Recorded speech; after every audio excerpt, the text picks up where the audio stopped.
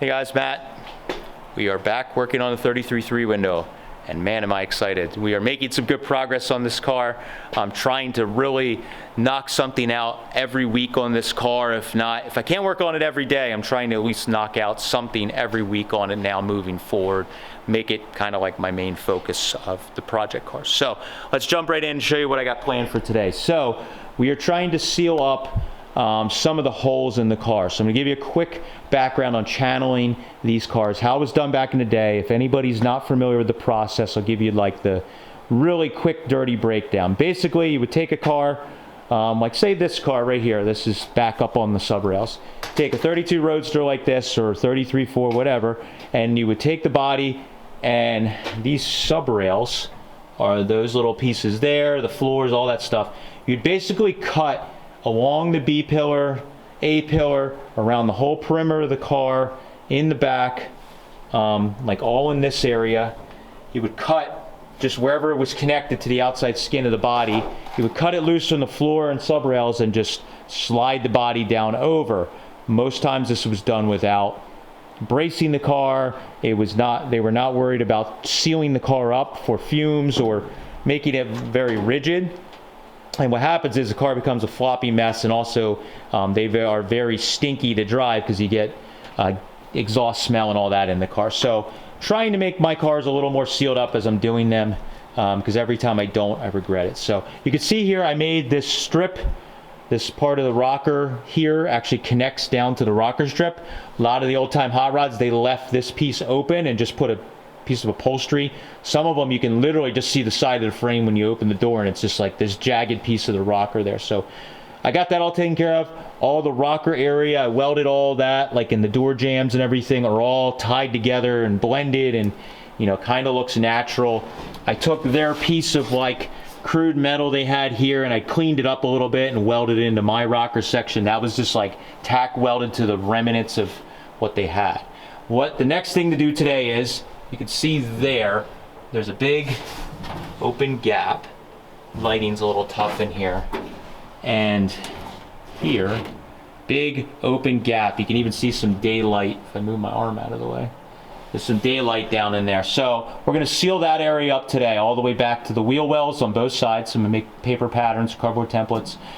Make that out of metal, weld them to the sub rails I've already done up at the A-pillar area. And then I'm going to try and make a firewall, just a plain sheet metal firewall that's going to be removable, that's going to bolt to this inner tubing structure that I've made that actually pushes on the B-pillars of this car to help sturdy things up. So it's a hidden piece that when the car is all together and built, you wouldn't see it.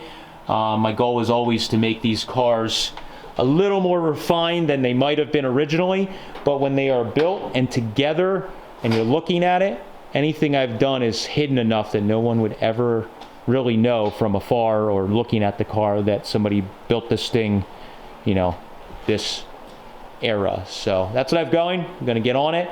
Some not really exciting work, but necessary stuff to get this thing closer to driving. Let's go.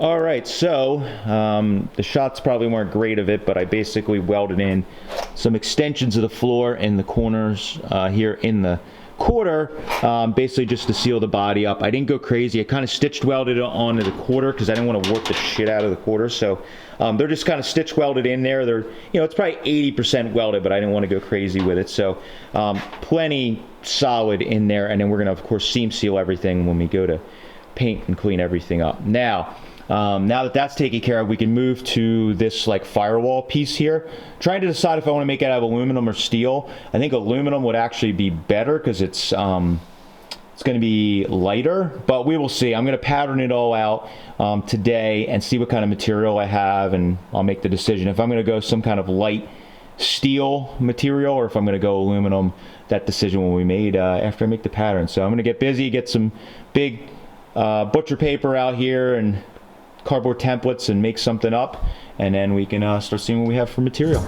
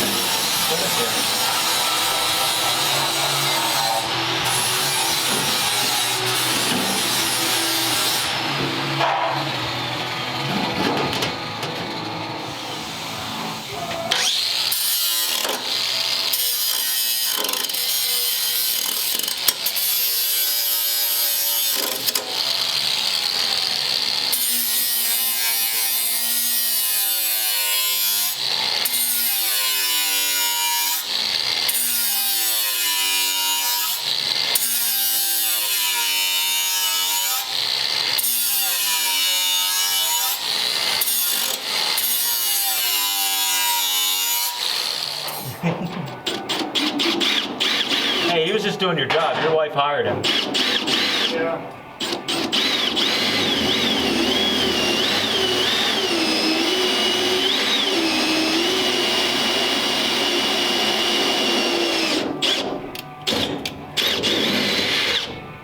He was just trying to sell you shit, but that's what he's supposed to do.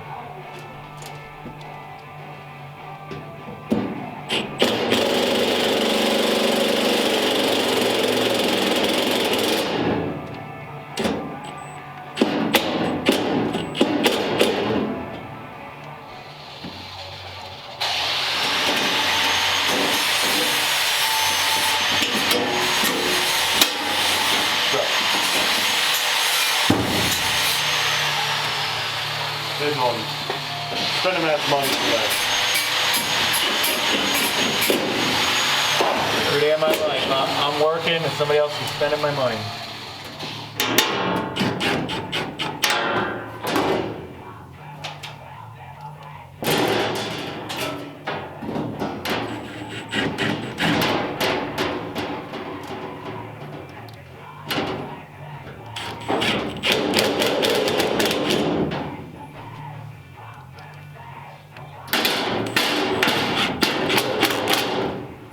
Oh, baby.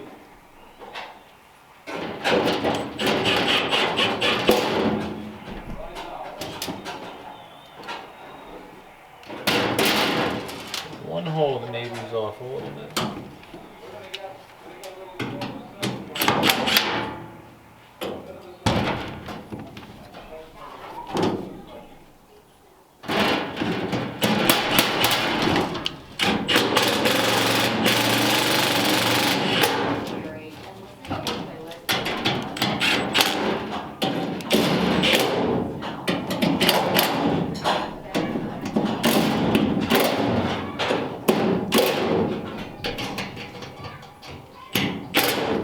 Shit, yeah.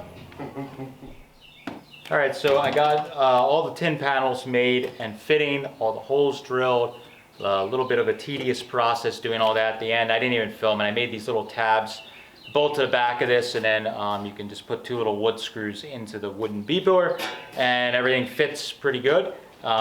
Just left a little bit of gap around. I didn't get real crazy with all the gaps being perfect, like underneath at the bottom of these panels where they meet the floor and at the B-pillar, because we're gonna be doing what I'm about to show you, wrapping it with some sound deadening, and then also when these panels get upholstered, they're gonna get wrapped with some fabric, some foam, and I'm trying to think ahead a little bit more than I've done in other cars.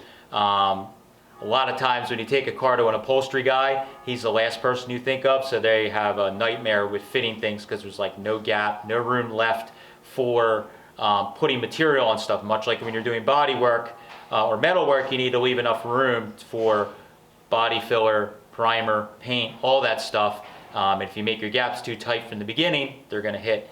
So same with the upholstery. So I got it decent, I didn't get real crazy. I left some of the gaps bigger than my brain wanted them to be, but once we wrap everything, it should be fine.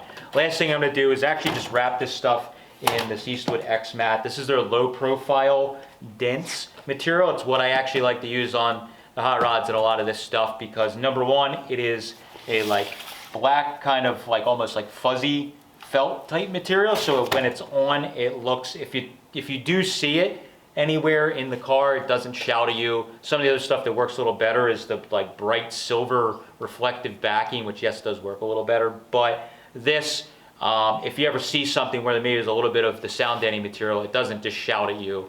It's a little more subdued. It's also a lot thinner, so it's easier to fit on different pieces that you don't want a big build of sound deadening and padding and all that. So I'm going to put that on all three of these panels on the white section. That's why I wasn't getting too concerned about these holes that were pre-drilled in it. Again, I'm saving a ton of money by using this material from the metal yard, salvage metal yard, rather than buying it new. And we're going to cover it with sound deadening, which is going to cover these holes anyways.